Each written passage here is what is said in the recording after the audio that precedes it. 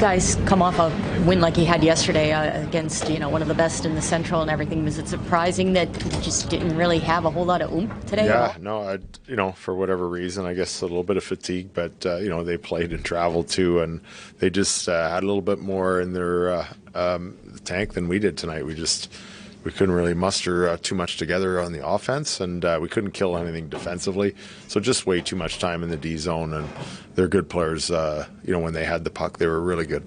It seemed like they were almost playing four corners at some point. It's just kind of impossible to get the puck off of them. At times, yeah, and they were quick about it, so we were just slow at getting there. And a couple times we had it once or twice, and we couldn't get it out or make a play, and seemed to kick it around a little bit in our own zone, like off our heel of our stick or off our foot.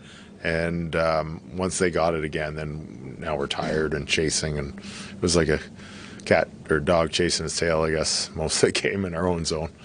Any much shots for Darb despite the line change? Yeah, no, I thought, Double A had a little bit of energy going, and Lucas had a few bursts, so just thought I'd try those guys together. And, I think they had a couple times where they were close, and they had one little bit of a burst in the O-zone, but we were a little bit on the perimeter tonight. It was something we just couldn't get to the inside. I think they're a hard team, much like Dallas, maybe not as talented from top to bottom, but their top end guys are, and they play well together in front of their own net. So, we just didn't get it done to get to the inside and anytime we got the pucks to the top, it seemed like we got them blocked tonight. So that was frustrating too. Was it tough to not get any momentum when you don't have a power play either? Yeah, but I don't know if we had the puck enough and skated hard enough to deserve a power play or draw one. So, that's our fault really. We got to force the issue and take it to the net, kind of like Reichel did last night, to draw a penalty, and we ended up scoring on that goal. So we didn't do enough of that tonight.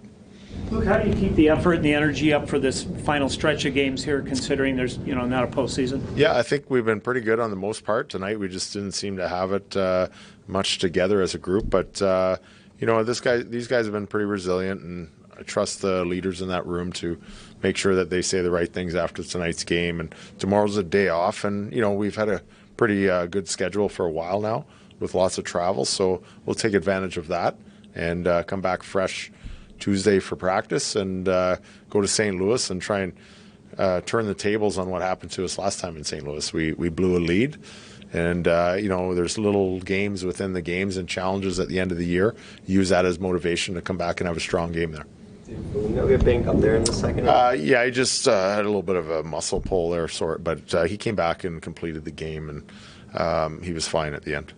When you switch up the D pairs, it seemed like you're almost doing it around Kaiser. It seemed like he was maybe the best defenseman tonight. He was good. He skated the puck out of trouble quite a few times, and it wasn't our night. I'd like to see him shoot that puck on that fourth goal against, right before that when he was up on the rush, just like he did in the second period. He took charge, went down the middle, and shot a puck. Other than that, I think defensively he did. He's been really good since he's been back, skating out of trouble, which is and making a quick play. And a lot of times he'll draw someone to him, and even use the boards as an indirect in the neutral zone. And he's kept himself out of quite a bit of trouble. So it's really looked well for him. That fourth goal with the Faber pass to Kaprizov, what did you want to see differently? Well, a little bit of there was communication, but then there was miscommunication. So Kevin was pointing and talking, I think, for Sligert to track the puck carrier, which was Faber, and then he decided to go to him at the end. I guess he thought he wasn't going to get there, so we double up. We both go to him. We have to have clear communication, and we put that on the D to call that early. If he thinks it's a guy that's got good speed and he can get there, then D stays in the middle, and our forward will push to the outside. But if you don't, you have to call him off, and it's usually the D because his D is skating backwards, you see everything because you're facing forward. The back checker doesn't really see the next guy coming, so you have to be his eyes. And I think he said the right thing at the beginning, and then maybe decided that he wasn't going to get there, and he went to help. He wanted to help, which causes more harm.